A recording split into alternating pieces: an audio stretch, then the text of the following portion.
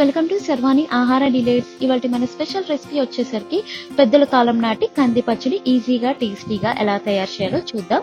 దీనికి కావాల్సిన ఇంగ్రీడియంట్స్ వచ్చేసరికి మనం 10 నుంచి 15 ముక్కలు పచ్చి కొబ్బరి తీసుకోవాలండి. తీసుకున్నాక కొంచెం చింతపండు, ఒక 8 నుంచి 15 చిన్నులపాయలు తీసుకోవాలి. ఇక్కడ మనం 100 గ్రాముల కందిపప్పు తీసుకుంటున్నాం. దానికి మనం 8 నుంచి 10 ఎండుమిరపకాయలు తీసుకోవాలి. తీసుకున్నాక ఇక్కడ వచ్చేసరికి చింతపండు ఒక 10 నిమిషాల ముందు నానబెట్టుకోండి.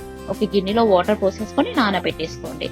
స్టవ్ వెలిగించుకొని బాండి పెట్టేసుకొని లో ఫ్లేమ్ లో పెట్టుకొని ఒక ½ టేబుల్ స్పూన్ ఆయిల్ వేసేసుకొని ఎండుమిరపకాయలు బ్రౌన్ కలర్ వచ్చే వరకు ఎగిచ్చేసుకోండి. చూడండి బ్రౌన్ కలర్ వచ్చేసింది. తర్వాత కందిపప్పు వేసేసుకోండి. కందిపప్పు కూడా మనకి బ్రౌన్ కలర్ వచ్చే వరకు ఎగించుకోండి. ఒక 5 నిమిషాలు ఎగిచ్చేసుకోండి. మనకి కందిపప్పులో మంచి ప్రోటీన్ ఉంటది అండి, అంటే ఫైబర్ కూడా ఉంటది. పిల్లలకి చాలా అంటే చాలా మంచిది. ఇంట్లో కూరగాయలు లేనప్పుడు, టైం లేనప్పుడు ఇలా ఈజీగా 5 మినిట్స్ లో ఇలా చేసేసుకోవచ్చు మనం. చూడండి బ్రౌన్ కలర్ వచ్చేసింది.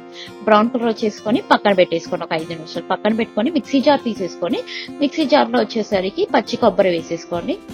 వేసేసుకున్నాక ఇందాక మనం వేగిచ్చేసుకున్నాం కదా కందిపప్పు, ఎండుమిరపకాయలు, అది కూడా వేసేసుకోండి. ఇది వేడి వేడి అన్నంలో గీ వేసుకొని తింటే భలే ఉంటదండి. ఒకసారి మీరు ట్రై చేసి చూడండి. వేసేసుకొని తగినంత ఉప్పు వేసేసుకోండి. కొంచెం వేసుకోండి, మీకు సరిపోతే మళ్ళీ వేసేసుకోవచ్చు. పచ్చాగా మిక్సీ వేసేసుకోండి. చూడండి పచ్చాగా వేసేసుకున్నాక ఇందాక మనం నానబెట్టుకున్నాం కదా చింతపండు, కొంచెం వేసేసుకోండి. చిన్నులపాయలు కూడా వేసేసుకొని ఒక్కసారి మిక్సీ వేసేసుకోండి. మిక్సీ వేసుకొని కొంచెం ఇక్కడ చింతపండు నీళ్ళు ఉంటాయి కదా, ఆ వాటర్ పోసేసుకొని, మీకు చింతపండు నీళ్ళు లేకపోయినా మామూలు వాటర్ పోసుకొని మెత్తగా చేసేసుకోండి. పచ్చడి